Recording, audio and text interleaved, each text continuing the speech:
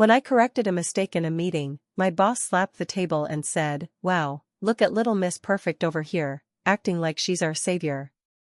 As everyone awkwardly laughed, he smirked, "Maybe next time, send your notes to someone who cares." So I did. I sent them to corporate, along with a formal complaint about his pattern of public humiliation. 2 weeks later, his promotion was abruptly cancelled without explanation. I've always been the kind of person who kept her head down. Work hard. Don't make waves. That was how I was raised. That was how I lived. When I got my job at a consulting firm based in Cincinnati, Ohio, it felt like a fresh start. I had been laid off during the pandemic and clawed my way back. I was proud to have made it.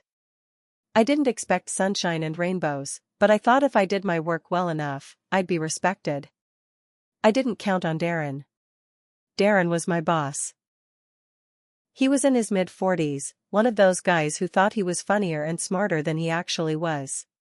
He wore expensive suits and always had some smug story about how he crushed a meeting or obliterated a negotiation. Everything was a competition. Everything was about winning, even inside our own team. At first, he acted polite to me. Fake polite, but still. He said things like "welcome aboard" and "we're a family here." But it didn't take long for the cracks to show. It started small. A joke at my expense here, a dig there. If I pointed out something that needed fixing, he'd make a big show of rolling his eyes. If I stayed late to clean up slides he had sloppily thrown together, he'd say, "Look at her, trying to earn her gold star." It got worse the better I did. If I brought up a concern in a meeting, he'd act like I was overthinking it. If I offered a suggestion, he'd say, "A little eager, aren't we," in front of everyone. He loved having an audience for his insults. It was never direct enough to report easily. Always just a little off.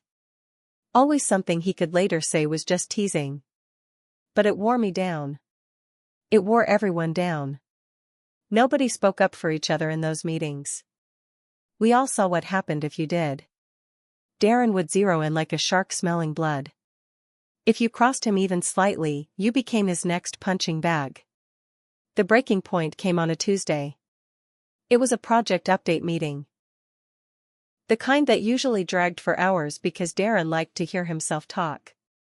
He stood at the head of the conference table, swaggering as he went through the monthly numbers. When he got to the client turnover rate, he said, "And thanks to our efforts, we've cut it by 30% this quarter." I felt my stomach tighten. That wasn't right. I had stayed late the night before finalizing the real report. I had double-checked every line. It was 18%, not 30%. A decent improvement, sure. But not something you wanted to lie about. I sat there, debating. Correct him? Risk his anger? Or stay quiet and risk us getting called out later by corporate for bad reporting? Finally, I raised my hand a little. "Actually," I said, trying to sound casual, "the final report showed an 18% reduction. I can send you the updated file after the meeting."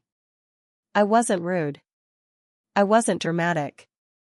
I even smiled, hoping to soften it. The room went still. Everyone froze. You could feel the tension in the air. Darren's face went bright red. He stared at me, jaw clenched, hands twitching at his sides. Then, bam, he slammed his hand on the table so hard that my coffee splashed out of my cup. "Wow," he barked. "Look at little Miss Perfect over here, acting like she's our savior." I blinked, stunned. The others shifted awkwardly. A few gave those fake, terrified chuckles. But Darren wasn't done. He leaned across the table toward me, smirking, eyes cold. "Maybe next time, send your notes to someone who gives a shit." My face burned. I could feel every pair of eyes in the room on me, even though nobody met my gaze directly. I wanted to disappear. I wanted the floor to open up and swallow me whole. Instead, I sat there, frozen, as Darren moved on like nothing had happened. After the meeting, I stumbled into the bathroom, locked myself in a stall, and just sat there. Not crying. I was too angry for that. I sat there shaking. Heart pounding. Staring at the metal door like I could burn a hole through it if I stared hard enough. I thought about quitting. God, I wanted to. I even opened a job application on my phone right then and there. But something inside me snapped instead. A cold, clear voice inside me said, "No. He doesn't get to do this to you." I wiped my hands, straightened my blazer, and walked back to my desk. And I started gathering my notes. I spent that night compiling everything. Every snide comment, every meeting he'd humiliated someone, every inappropriate joke he made, emails where he took credit for my work, chat logs where he belittled my colleagues. I wasn't sloppy. I wasn't emotional. I laid it out like a prosecutor building a case.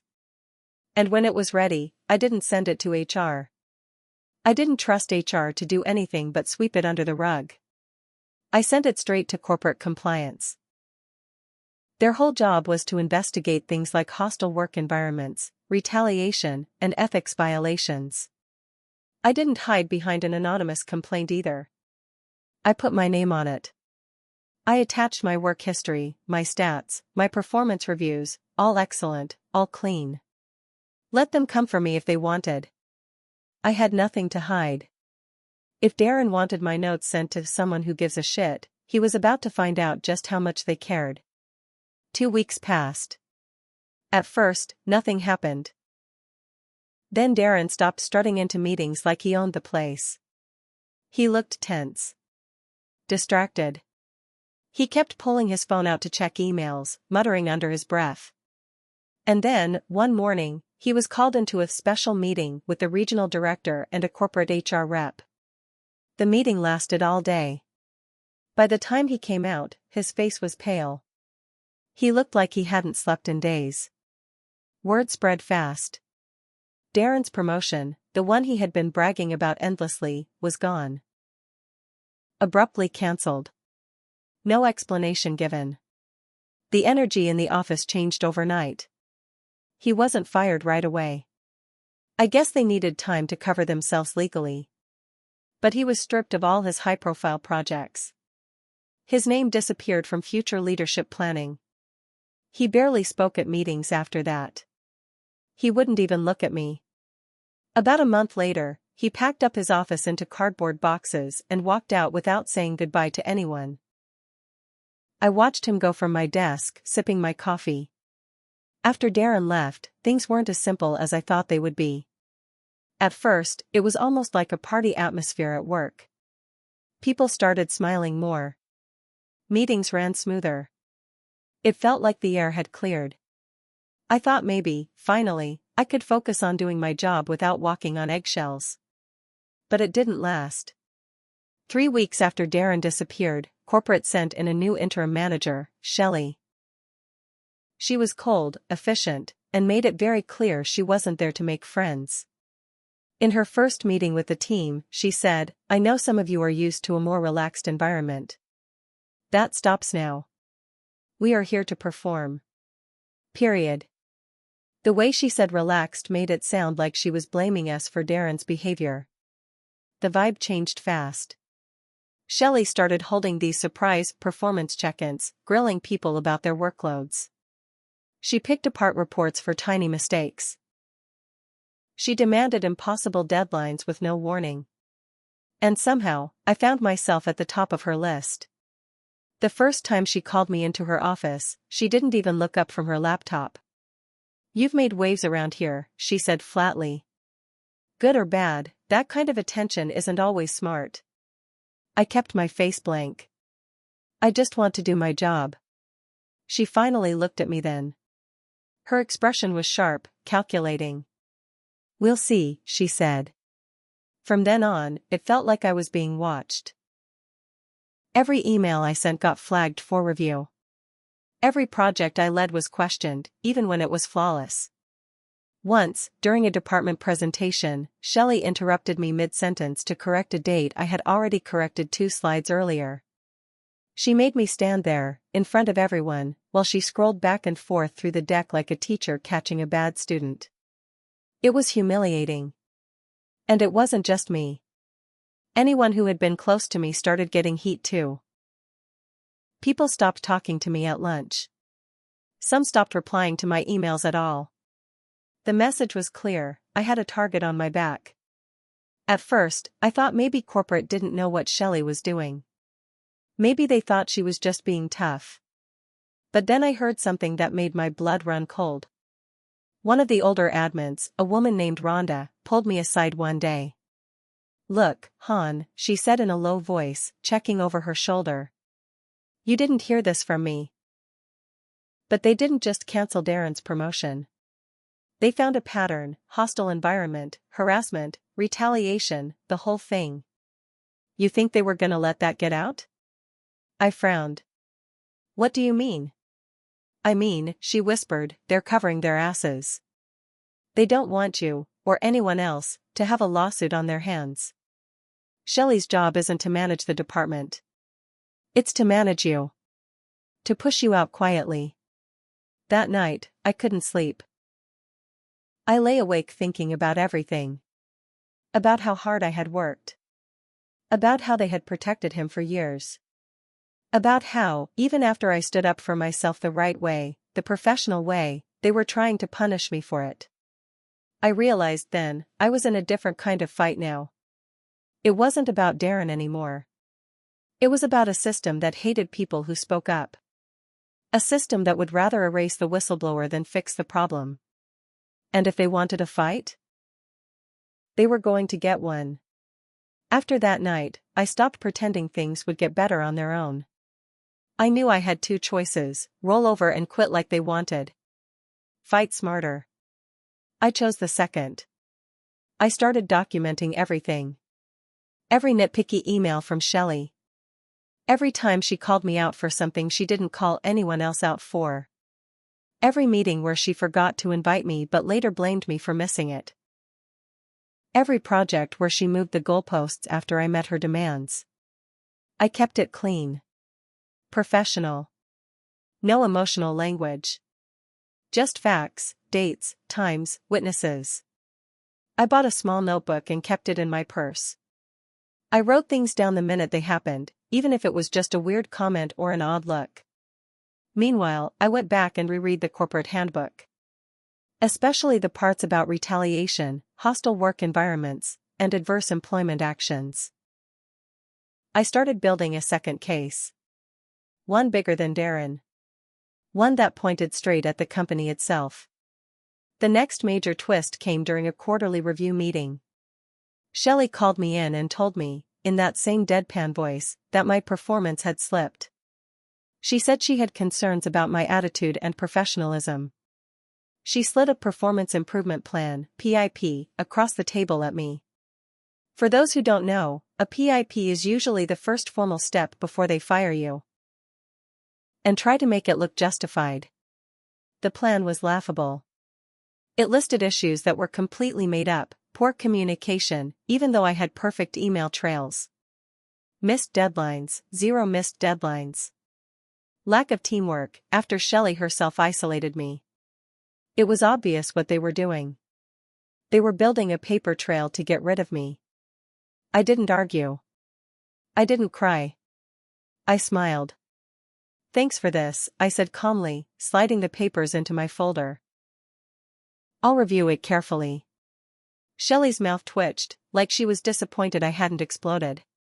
I walked out of her office, sat down at my desk, and immediately called an employment lawyer. The lawyer, a no-nonsense woman named Teresa, was exactly what I needed. When I laid out my notes and the PIP, she smiled grimly. "You've got them," she said. "And they know it." She explained the strategy: document everything even more carefully now. Follow the PIP exactly, but also make it clear they're retaliating. Set them up to either fire me, which would look terrible, or back off, which would show guilt. Either way, we'd have a strong case for wrongful termination and retaliation under Ohio law. She also said something that stuck with me: companies like this don't fear complaints. They fear exposure.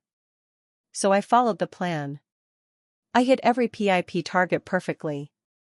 I went overboard documenting my work. I CC'd Shelley on every major email. I asked for written clarifications anytime she gave a vague or moving target goal. I became untouchable. And the cracks started to show. Shelley grew more frustrated by the day. She couldn't ding me for missing goals. She couldn't twist my words. Her emails got shorter. Colder. Sloppier. One Friday afternoon, I overheard her snapping at someone on the phone outside her office door. "I'm telling you, she's doing this on purpose." Damn right I was. Then came the final twist I hadn't expected. One of the senior VPs from corporate, a woman named Marcy, showed up at the office. It wasn't announced. No fanfare. No meeting scheduled. She just appeared. People whispered that someone upstairs had started looking into complaints beyond mine. That HR wasn't just worried about my case, there were others. People Darren had harassed. People Shelley had bullied. It wasn't just a bad boss problem. It was a culture problem.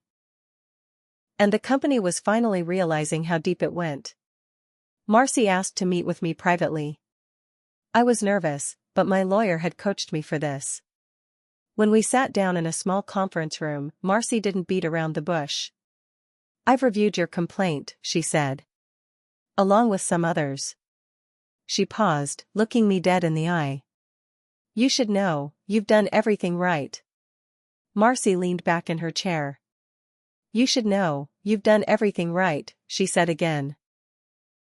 But the company didn't. I sat there, heart pounding, not sure what to say. She continued, "There's going to be changes. Soon. I can't get into everything yet.